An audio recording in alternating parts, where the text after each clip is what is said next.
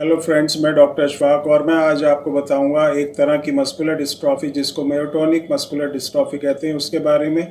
Myotonic muscular dystrophy के cause, symptoms और इसको किस तरह से हम कंट्रोल कर सकते हैं या इम्प्रूवमेंट कर सकते हैं, ये सब मैं आपको इस वीडियो में बहुत ही सिंपल वे में बताऊंगा।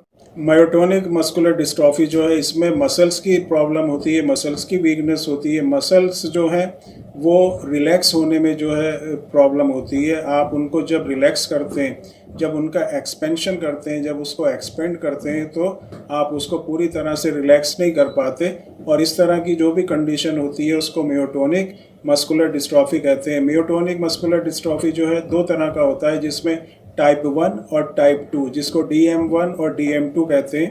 टाइप 1 मायोटोनिक मस्कुलर डिस्ट्रॉफी में जो है जीन, इसका जो म्यूटेटेड जीन होता है वो क्रोमोसोम नंबर 19 जो होता है, उसका जो लॉन्ग आर्म होता है क्रोमोसोम में, अगर हम बात करें शॉर्ट आर्म और लॉन्ग आर्म, उसमें जो लॉन्ग आर्म होता है उसमें इस तरह का इस जीन्स को जो भी म्यूटेटेड जीन होते हैं इसको हम कहते हैं DMPK।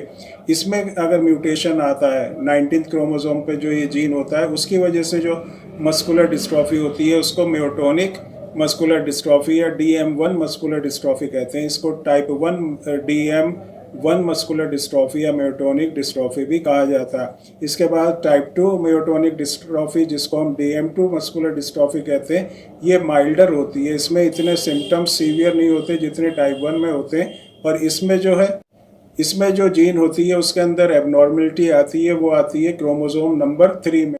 और ये जो जीन होती है, म्यूटेटेड जीन जो क्रोमोसोम नंबर 3 पे होती है, इसको कहते हैं ZNF9। इस तरह की जो जीन होती है उसमें किसी तरह के चेंजेस आते हैं तो उससे जो मस्कुलर डिस्ट्रॉफी होती है उसको मायोटोनिक मस्कुलर डिस्ट्रॉफी टाइप 2 या DM2 कहते हैं। अब हम इसके अगर सिम्टम्स की बात करें तो इसमें जो वॉलेंट्री मसल्स होती है उसमें वीकनेस आती है, जिन मसल्स को हम कंट्रोल कर सकते हैं, लेकिन कुछ इनवॉलेंट्री मसल्स भी ऐसी होती है जिनमें वीकनेस आती है, जिनको मायोटोनिक मस्कुलर डिस्ट्रॉफी होती है। वॉलेंट्री मसल्स को आप रिलैक्स नहीं कर सकते, उसको आप जो एक्सपेंड नहीं करते, इसमें यही जो है मेन सिम्टम इसका होता है। और जब ये डिजीज़ प्रोग्रेस करती है, जेनेटिक प्रॉब्लम है, प्रोग्रेसिव प्रॉब्लम है, टाइम के साथ ये बढ़ती रहती है। ज़्यादा बढ़ने पर क्या होता है, जो हार्ट बीट होती है उसकी में भी एबनॉर्मलिटी आती है, क्योंकि जो हार्ट मसल्स होती है वहाँ पर भी वीकनेस आती है और जो एक हार्ट का जो रिदम होता है, जो उसकी बीट होती है, उसमें भी चेंजेस आने लगते हैं।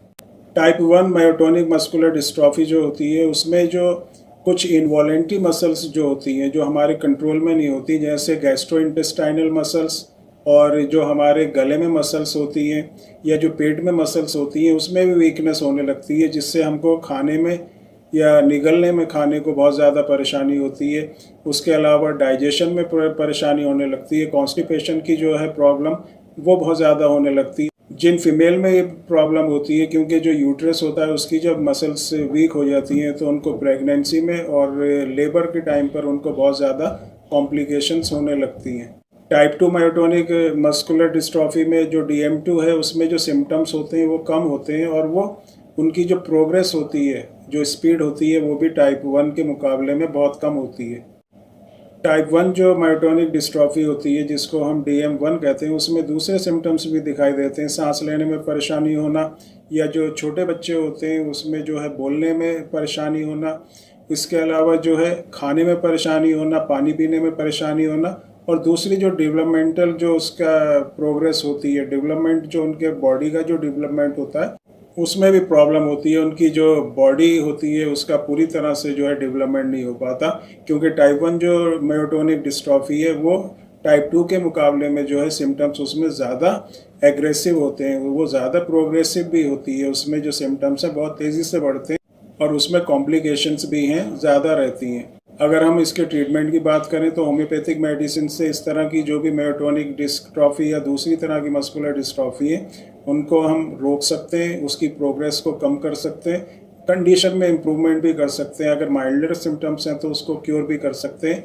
व्हाट्सएप नंबर पर मैसेज करके इसका सॉल्यूशन के लिए आप मैसेज कर सकते हैं। तो दोस्तों, ये था मेरा आज का वीडियो मायोटोनिक डिस्ट्रॉफी के ऊपर, उसके कॉज, सिम्टम, उसके टाइप और उसके ट्रीटमेंट के बारे में मैंने आपको अपने इस वीडियो में बताया।